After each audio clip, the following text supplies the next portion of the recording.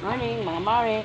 Mag-iskabeche ako ngayon. Meron tayong sibuyas, luya, bawang at bell pepper, saka carrots. Ito naman yung pang-relye ng bangus natin. Yung dinner processor ng anak ko.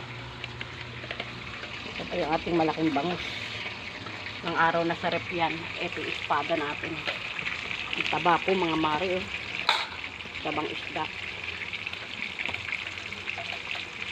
Ito yung bangus natin malaki. Laki niyan. Lagyan ko siya ng, inanahan ko siya ng asin sa kalamansi. May lalagyan ko siyang palaman. At ibabalot natin sa foiled.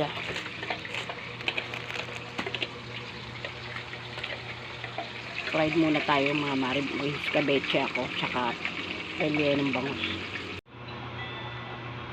Yan po mga mare. Ating iskabecheng. Iskabecheng espada po yan mga mare. Oh. Taba po. Mayroon po siyang itlog. Tapos ito po yung ating bangus. Boneless bangus po yan ah. Nirelyeno ko. Yan siyang palaman sa loob. Sibuyas, kamatis, sili. Tinimplahan natin siya.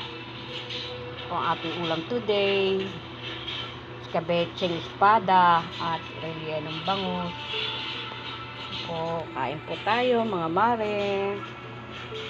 Ang anak na adik sa ML. Kain po tayo mga mare. Yummy.